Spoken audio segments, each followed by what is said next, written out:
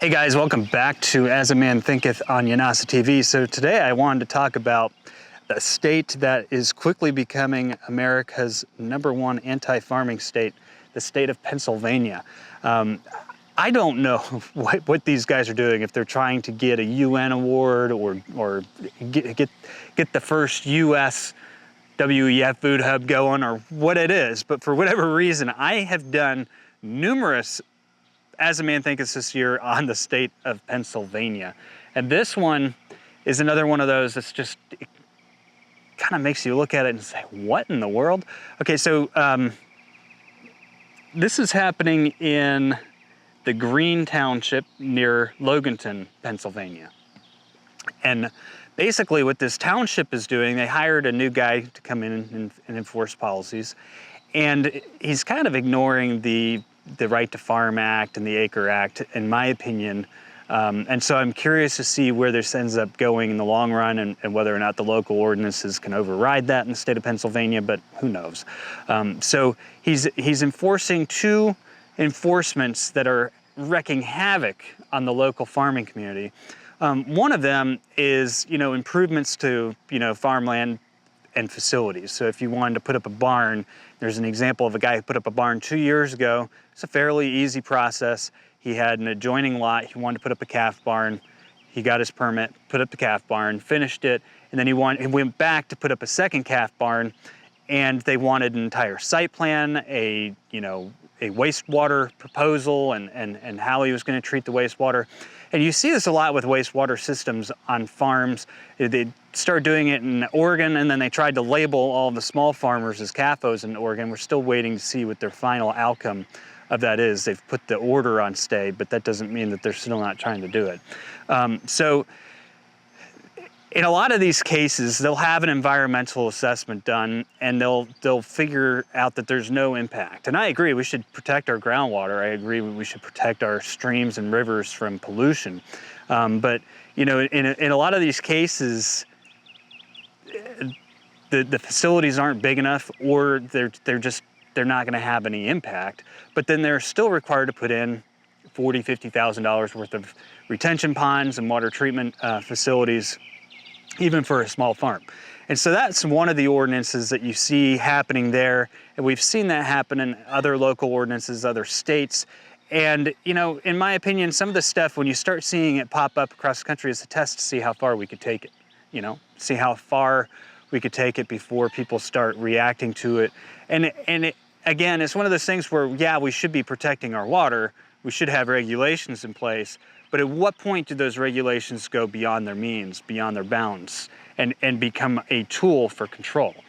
That's a question that, is a whole other video, in my opinion.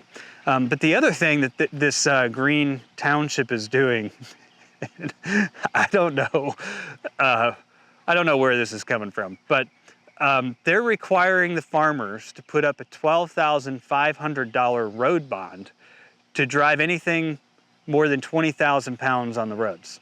And that's basically 10 tons, okay? So people are wondering, you're probably wondering, well, what does that mean? I mean, 20,000 pounds is a lot of weight. Just to give you an idea, I just have a F-250 pickup truck.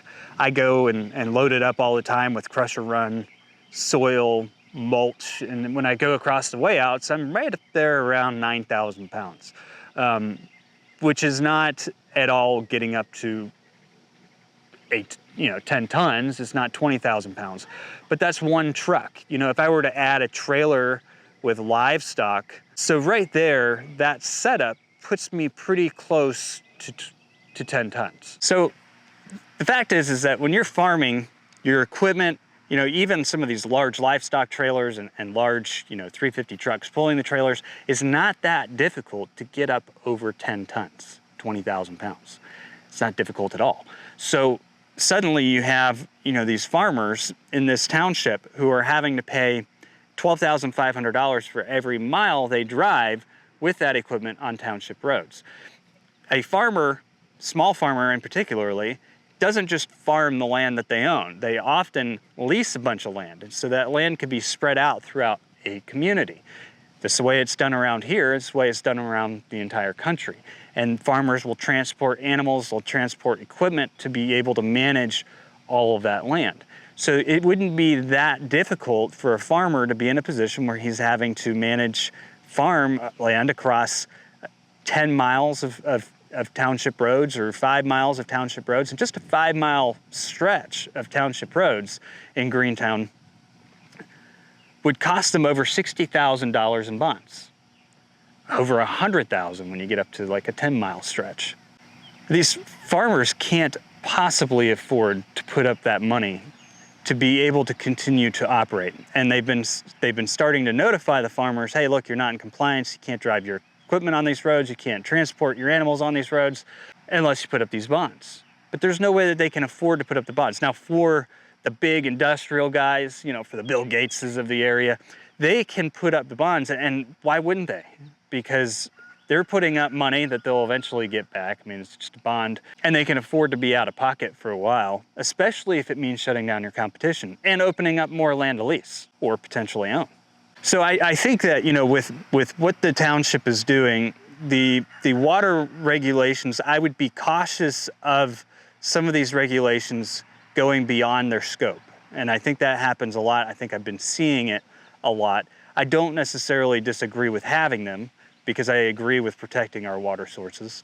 But this road bond thing is insane. And here's the thing about it, is they get a lot of semi-traffic, random semi-traffic off of I-81. Those semi-trucks get over 10 tons and they're not paying these road bonds, but they're making the local farmers pay the road bonds.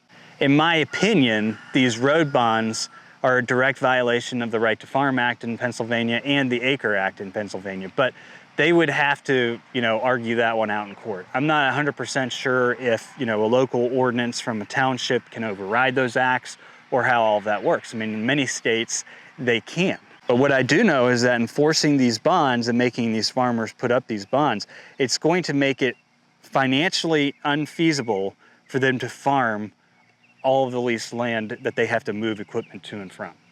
And because of that, those property owners are going to lose their leases unless they can find somebody else that's willing to lease them. The farmers are going to have to considerably downsize and probably not make a profit on what they can farm.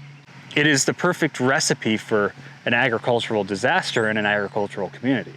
So why are they doing it?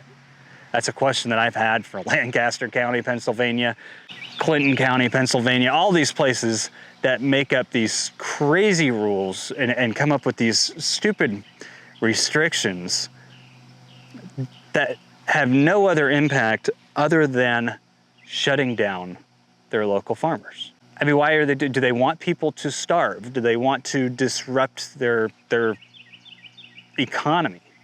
These are all questions that I don't have answers to. I don't know why they're doing it.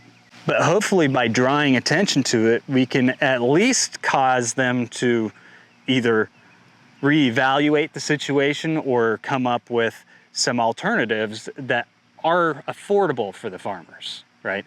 The problem is that we're constantly seeing economics being used as a tool to shut down farmers. And when it's used that way to shut down farmers, it never impacts the big guys. These attacks are generally on the smaller farmers, the mom and pop farmers, and the people who built this country. I mean, maybe that's what they're trying to shut down. I don't know, but at some point, something's got to give.